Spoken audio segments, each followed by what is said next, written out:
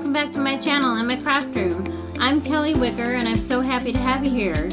Want to make easy Christmas cards you can mass produce but still look amazing? In today's video I'm sharing some Spellbinders October 2025 Club's inspiration with the clear Stampin' Die of the Month to you and yours. So without further ado, let's get into the card making, y'all. Okay y'all, so for today's card project, I'm creating with two Spellbinders October 2025 Club kits. I have the clear Stampin' Die of the Month called To You and Yours, and the coordinating dies to go with it. And I also have the embossing folder of the month called Holiday Flurry, really pretty. It adds beautiful texture, so I love embossing folders. You know how much I love to use them on my cards. So like I said, I created some easy Christmas cards that are perfect for mass producing. So let me go ahead and bring them in here real quick. Here they are. Like I said, really easy. I love doing that spotlight ink blending technique with that glow effect. It's so pretty. It really makes that image stand out. So this is the card that I'm going to be showing you how I made today. So really cool. And this card here, this one I actually paired the embossing folder of the month with Simon Hurley's layering snowflakes. I thought they paired well with each other. And I actually used on the background, you can't really see it, but I used Astro Paste on that. I used the Frostbite Astro Paste. And then I sprinkled some rock candy on there to bring in some sparkle, extra sparkle. I don't know if the camera's picking it up, but really cool. So like I said, these are just really simple, easy to make. And these I heat embossed. I don't know if you can see that there. I've used some sparkle embossing powder over this stamp. Once I stamped it, and then in Distress Oxide inks, and then I did the heat embossing over it. Really pretty. I think you can sort of see it there. So, like I said, these are really easy to mass produce. I'll walk you through how I put these together in today's video. Well, I'm going to be showing you one card. This is the card that I'm going to show you in today's video. And I'll share some tips for getting the spotlight ink blending glow effect. So don't forget if you like what you see, remember to hit that subscribe button, and I'll walk you through the card process. So remember to like the video and leave a comment. That helps the algorithm out. So I really appreciate it. So on to the card making fun, y'all. Okay, so I've got my swatch ring of Spellbinders Color Wheel cardstock out, and I always like flipping through it before I start a project. It helps me see the colors side by side and decide what feels right for the design. For today's card, I'm using the Color Wheel cardstock in Poppy.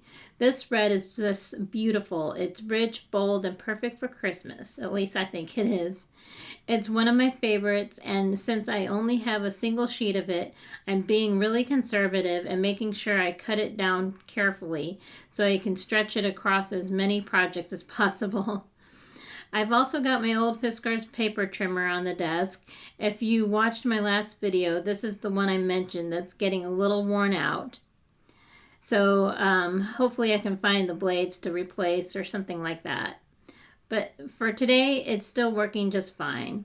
I'm trimming my cardstock down to 4 1/4 by 5 1/2 inches, which is perfect size to fit an A2 top folded note card. That gives me the full panel to start building on, and it's such a great size for keeping the design clean and simple and easy to mass produce. Next up, I've got my MISTI stamping tool out because I'm going to do some heat embossing. Heat embossing is so fun, y'all. It is one of my favorite techniques. It just adds so much shine and dimension, and it's always fun to watch the powder melt. So first I'm just treating my cardstock with an anti-static powder tool from Rabbit Hole Designs. This step is really important because it helps keep the embossing powder from sticking where I don't want it, so I get a clean impression. Now I'm lining up my stamp exactly where I want it on the card panel. That's one of the things I love about using the MISTI. It lets me place the stamp precisely, and if I need to stamp it more than once, I know it will line up perfectly. So here I have my waffle flower grip mat in place. That's what's holding down the cardstock, and I just leave my waffle flower grip mat inside my MISTI. So once I'm happy with the placement of the stamp, I'm grabbing my VERSAMARK watermark ink pad. This is a clear sticky ink that's perfect for embossing. I'm inking up the stamp thoroughly, making sure I've got good coverage, and then I'll press it down onto the panel. Sorry, it's getting out of focus there. And using my stamping bug here to help transfer the ink onto the card panel. And there you see it. So now that the stamping is done, I'm getting out my Lawn Fawn stamp chamois to clean off the stamp. I keep mine in a Lawn Fawn chamois holder, which I really like. I will have it linked down below in the description box. I got it off of Amazon. I like it because it helps keep the chamois damp a little longer and makes it easier to grab when I need it. After giving the stamp a quick wipe, I'm putting my stamp back onto the original packaging so it stays organized and I don't lose it on my desk. So here I actually forgot to hit record on this next step. Sorry about that. What I did is pour the silver embossing powder over the stamped image after stamping with the VERSAMARK.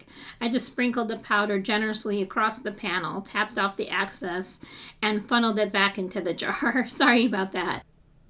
Okay, y'all, so now I'm bringing out my Wagner heat tool and starting to melt the silver embossing powder. That embossing powder is Alta New.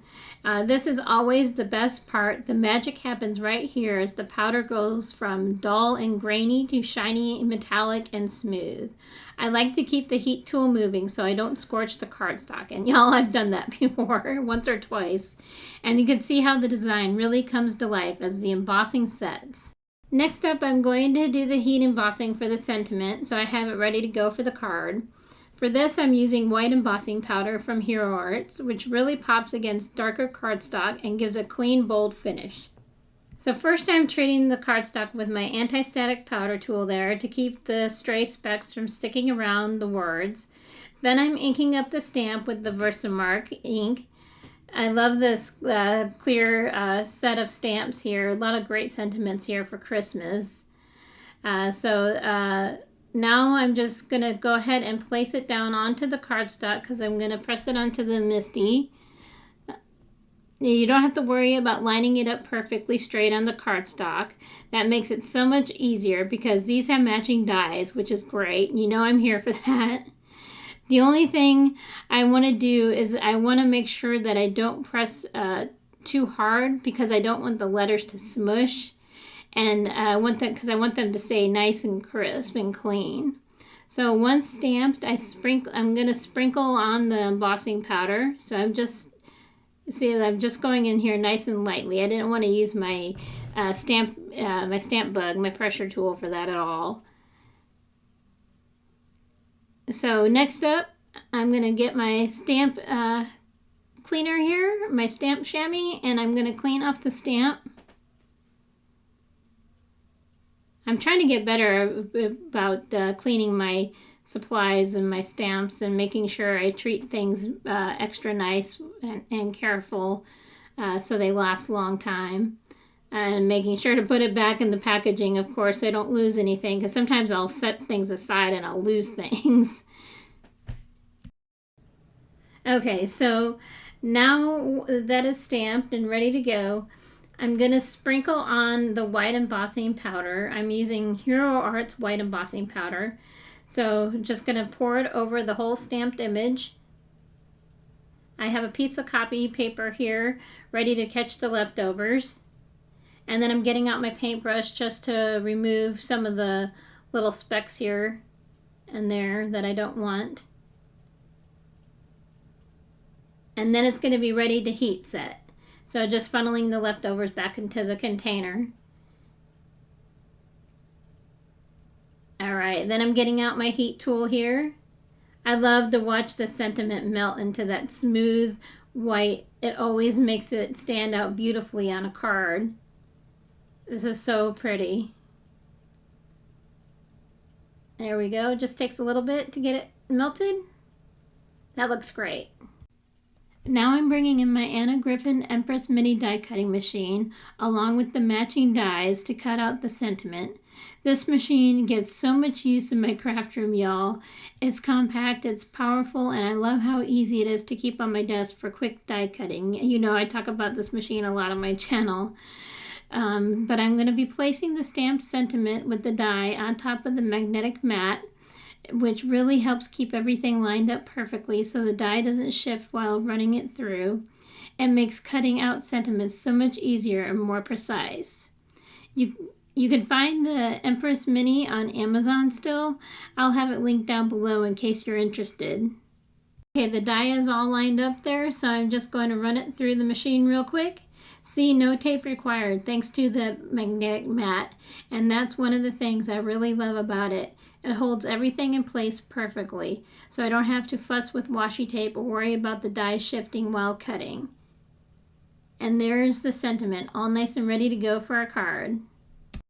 So next up, I'm moving on to the Spotlight ink blending glow effect technique. For this, I'm using Distress Oxide inks in Lumberjack Plaid and Ground Espresso. I picked up this color combination watching one of Mindy Egan's videos when she was doing this, and so I thought this would work really well with this color cardstock. And so when you're ink blending, you don't want to go in hot, straight onto the cardstock. I like to tap off the excess ink onto my glass mat first, then move on to the paper. That way you get a softer application and avoid those harsh circles of color. So I'm starting with Lumberjack Plaid, blending around the stamped image and keeping the ink close so it creates a soft halo effect. This is where it's going to start to glow. It's really cool look. I'm just taking the Lumberjack Plaid and going around all four sides of the card panel, keeping that glow centered around the stamped image. Part of me wonders if I should have used a different red for this, but honestly I really like how it looks in person. Hopefully the camera is picking up the richness of this ink color because it's got such a nice depth to it. I'm just cleaning off my glass mat here before switching colors, and I'm also wiping down the blending brush with my trusty old microfiber cloth. It's not fancy, but it gets the job done. Now I'm pulling out my Ground Espresso, just cleaning off my brush there so I don't contaminate the colors. And this is such a deep, rich brown, and it's going to add a lot of depth to the Spotlight ink blending. By layering it around the very edges of the panel, going in a little bit further, it darkens up the red from the Lumberjack Plaid and makes the center glow even brighter. It really gives that soft halo effect, almost like the image is glowing from the middle of the card. As I blend in the Ground Espresso around the edges, you can really see how it changes the look of the panel. The darker border frames the design and draws your eyes right into the center where the stamped image is. That's the beauty of the Spotlight glow effect. It naturally guides the viewer's attention to the focal point of the card. So I'm grabbing some mint low tack tape here just to hold the panel while I work. This helps keep me from getting fingerprints in the ink or transferring any extra ink that might still be on my fingers. It's a simple step, but it makes a big difference in keeping the panel clean as I move it around. Okay, and that's going to finish up the Spotlight ink blending glow effect technique on this panel. I really like how the Lumberjack Plaid and Ground Espresso blended together to create that soft halo around the image. So cool. The darker edges naturally frame everything and pull your eyes right into the center. I had a lot of fun doing this. I'll set this aside for now while it dries before moving on to the next step. This next technique is one I learned from watching Giannis Makula's channel. It's such a neat idea, and I thought it would work perfectly on this card panel. I'm a huge fan of Gianna's work. I love her card making style, and always pick up great tips from her videos. So for this technique, I've got a piece of copy paper here that I keep designated for just working with silver embossing powder. I'm going to pour some of the powder onto it so it's ready to go.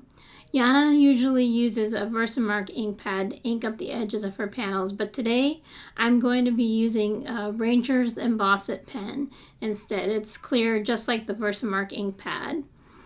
But I find the pen that gives me a little bit more control, especially when I just want to hit certain areas around the edges. I do also bring in my VERSAMARK ink pad just to make sure to get that bottom part of the card panel to make sure everything gets covered there that I want covered. So you only want to ink up the very edges of the panel with the embossing pen, just a light touch, then dip the edges into the silver embossing powder. On this first try, I got a little carried away and went a little heavier than I meant to, but that's okay. I'm just going to roll with it and see how it turns out. So next up, I'm bringing in my Wagner heat tool because we're going to melt the embossing powder, and I'll repeat this process on all four sides of the panel. What I love about this technique is how the metallic edges create a finished frame look. It almost feels like the panel has been dipped in silver. It's such a simple detail, but it really elevates the card and adds that polished touch. Isn't that such a neat effect? I really love that technique. I'm going to do that more on my cards. I just love those silver edges, how they finish off the card panel. I seem to be on a bit of a Christmas card making kick lately. It's just such a fun season to create for. What kind of cards are y'all working on right now? Let me know down in the comments. I'd love to hear what you're making. I finally got my Spellbinders tape runner in the mail, so yay, I'm super excited about that. I'm adding the adhesive to the back of the finished panel and placing it onto an A2 top-folded note card. The design is such an easy one to mass produce for the holidays, and it stays pretty flat, which makes it great for mailing. The only dimension comes from the popped up sentiment, so the rest of the card is nice and streamlined. I'm just using some small thin foam squares here for that sentiment. So to finish off the card, y'all, I wanted to add a few ornaments to the tree. I reached for my stickles in silver and added a little dots all over to give it that festive sparkle. So that's the completed card. What do y'all think? I'd love to hear your thoughts down in the comments below. Thank you so much for watching. I've linked all the Spellbinders affiliate links below if you'd like to check out the October 20 to 25 clubs. And don't forget to do all the YouTube things. Like, comment, subscribe, and hit the bell so you don't miss future card making videos. You know I love to share Spellbinders product with y'all. So thank you all so much for watching. See you in the next video.